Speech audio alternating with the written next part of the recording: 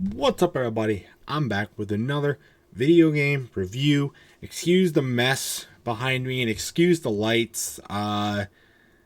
We had our basement deep cleaned, like the carpets, and so the lights turned blue, and I don't know how to change it back right now. So yeah, the lighting's fine for me, so it should be okay.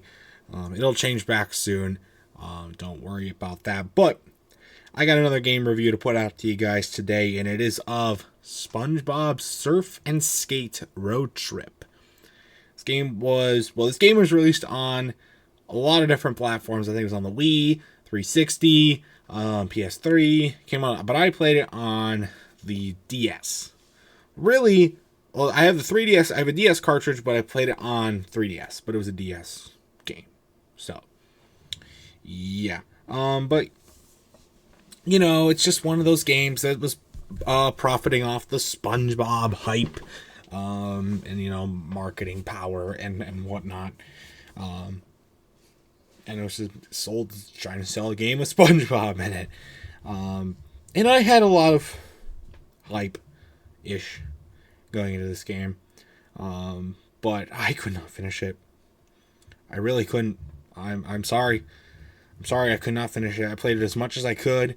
I consulted other videos to see some of the other gameplay perspectives, get some other people's thoughts on the game so that I could kind of weigh my perspective on it. And I think I've got everything I need for a review. But this game is hard. Very, very hard. And it has no reason to be as hard as it is. The main reason why it's very hard is because the controls. Oh my god, the controls are horrible. It makes... Why are they so bad? So basically, you play in two different modes. Because it's called Surf and Skate. So you do some levels where SpongeBob is surfing, and you have to get trick points and before you reach the end of the goal. Enough of them. And then sometimes you're skating with Patrick, and so you're doing that. And the whole concept revolves around, you know, SpongeBob and Patrick went on a road trip, and they're kind of recapping what happened, and you're kind of in the past playing through all the events that they went through. It's just fucking difficult. The surfing, I mean, let's talk about the surfing first. Because you're getting chased by this big wave, and you gotta try and, like, bounce off of the side of the far side of the level, and you have to try and get as many trick points as possible. Well, not as possible. You have to get a certain amount to feel like the word awesome. I think it's awesome on the screen before you reach the end of the goal. But the controls are so stiff that it's impossible to get a good angle to get any trick points when you go with SpongeBob, because you can't just go up and then expect SpongeBob to fall back down and you keep going. Otherwise, you'll crash. You can't go down vertically. You got to go down kind of like an angle to make it land, and you got to go back down at a certain angle. You got to go up at a certain angle and to make it land. And you can lose points for falling, and you got to stay ahead of the wave so the wave doesn't eat you up. And the way you stay ahead of the wave is you got to make SpongeBob just do this the whole time, and it's so difficult. Because you go all the way to the top, like you start going up, and you're like flicking the thing back, and it's just not working. You're flicking the D-pad or the circle pad back to try and get him to go back down, and he's just not doing it. It really just does not work. The controls are just very stiff, and they're just not fun to play at all. It's really unclear on what gets you a trick and what doesn't. Sometimes you'll make a jump and it won't give you any points. Sometimes you make that same jump or worse jump, it'll give you a bunch of points. And when you die, you respawn inside the wave. Who thought that was a good idea, to make us start inside the thing you're trying to run away from? So you're trying to just make sure SpongeBob gets enough speed to go back up, and it's just... I don't like it. It really just does not make any sense why that's there. And it's just, why do you make it that bad? Like, it's just almost unplayable.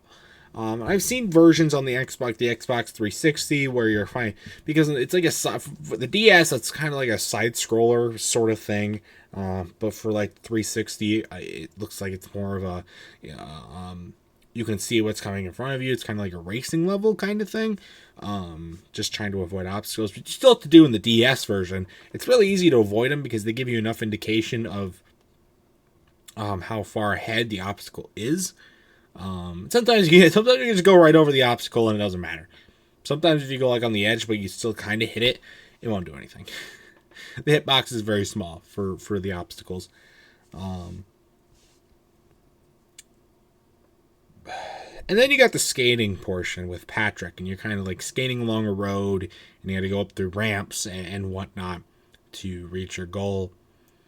And it's super hard to get going with Patrick. Sorry. Sorry. It's like very hard to get going with Patrick. You can't build up. It's really hard to build up enough speed to get over the ramps without falling into whether to do any of that kind of stuff. So that makes that mode also unplayable and just doesn't. Why? Like, you had to make it this difficult? I think the skating portion would be more fun with Patrick if maybe you were going downhill and the objective was to go off the ramps and also press buttons to do cool tricks instead of having to also propel Patrick. That just doesn't make it as fun. Same with the SpongeBob one. If you're kind of like on the wave and you gotta like press some buttons to do some cool tricks, or it's a little harder to do like a downhill sort of thing because it's water. It just doesn't. I don't know. It just seems like they could have easily made the controls a lot less stiff. Now I was playing with a circle pad, and maybe that's why. Maybe if I was playing with the D-pad instead, it would have been a little bit easier since it was built for a D-pad anyways. I don't know.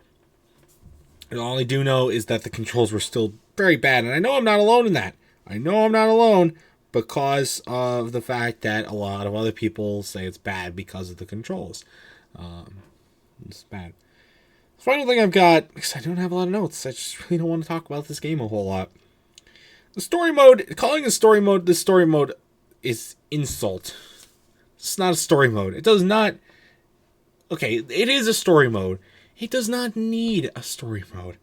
Why? Why do you have a story mode for a game like this? Just have it where there's like levels where you just gotta. Why? It doesn't really. It feels like it would be doing better if it was like a racing or like a challenge and you just complete like challenges by doing obstacles and whatnot. I don't know. All I do know is just stupid. It's just stupid to have a stupid level thing like this. It really is. So that's my thoughts on SpongeBob's Surf and Skate Road Trip. My final score for this game, I'm probably going to have to give it a 4 out of 10. 4 out of 10. It has a lot of potential. The controls are awful, and that makes it just stupid. It really does. So, but anyways, that's going to do it for this game review, and that's going to do it for this video. If you've played it on the DS like me or any other, like a home console, I'd love to know your thoughts about it in the comment section down below. What was I doing wrong, if anything? I'd like to know.